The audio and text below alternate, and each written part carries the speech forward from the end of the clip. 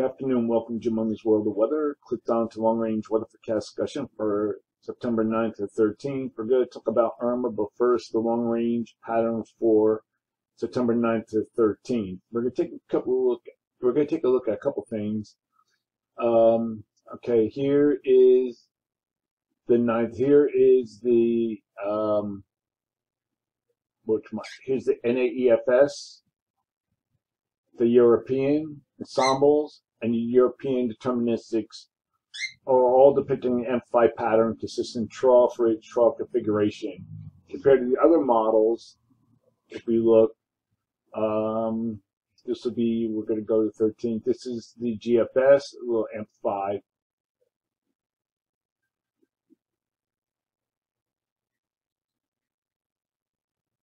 The other models are depicting a flatter flow with near to above normal heights across much of the nation.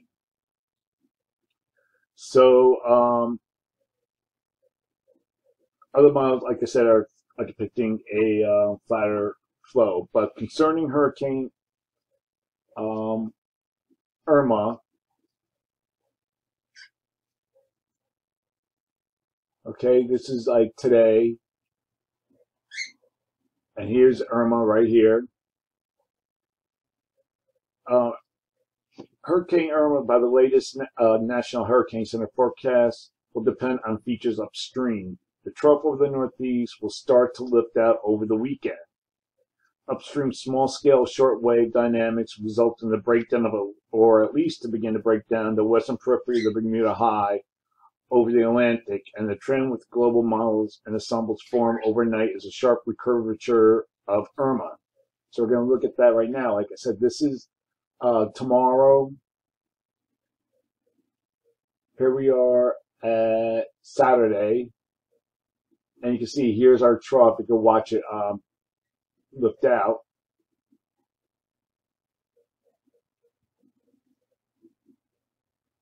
And then you can start seeing it. It starts to go in at maybe parallel the Florida coast. Again, this is GFS, and then it goes northward into the Carolinas. Okay, now we're going to look at the European. There's Irma, much deeper, though, the European, and it is similar, kind of parallels the Florida west coast, or the Florida east coast, I'm sorry, and into the Carolinas.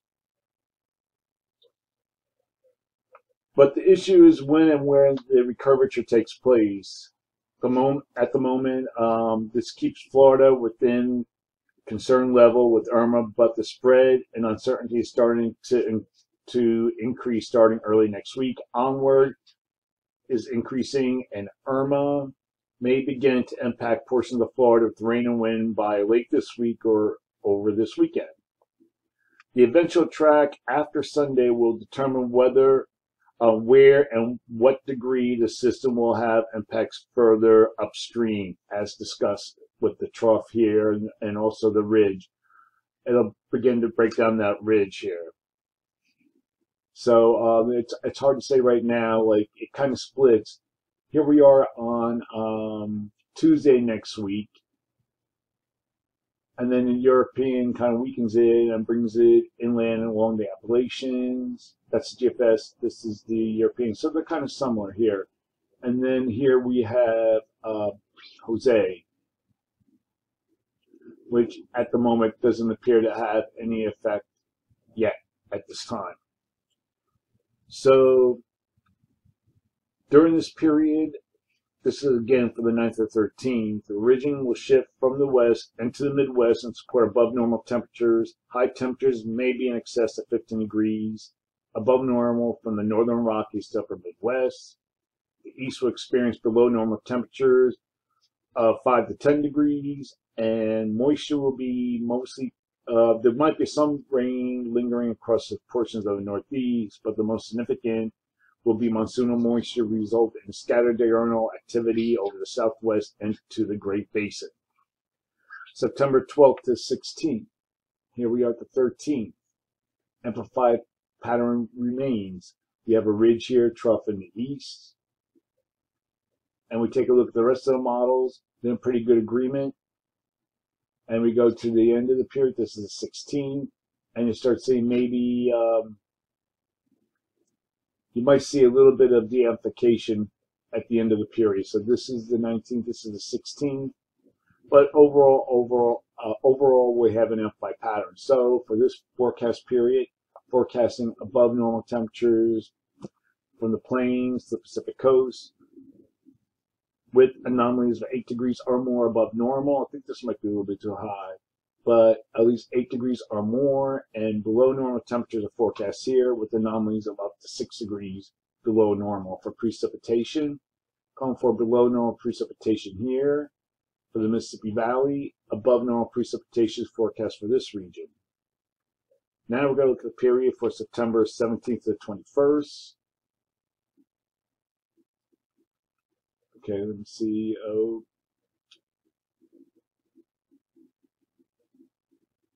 To the 17th to the 21st. I have so many things open here.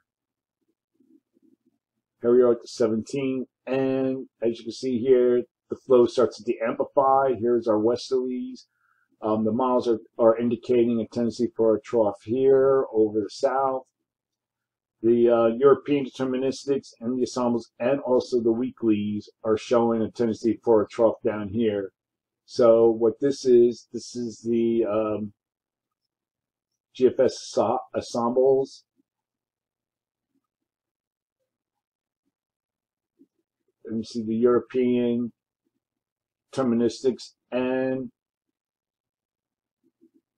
this is the ensembles are all showing some kind of a trough down this area, above normal heights. And the other models are predicting near to above normal heights across much of the nation. So during this forecast period, I am forecasting above normal temperatures for the western states. Anomalies are forecast to be 8 degrees or more above normal. This might be true because it's been consistent with the model showing this.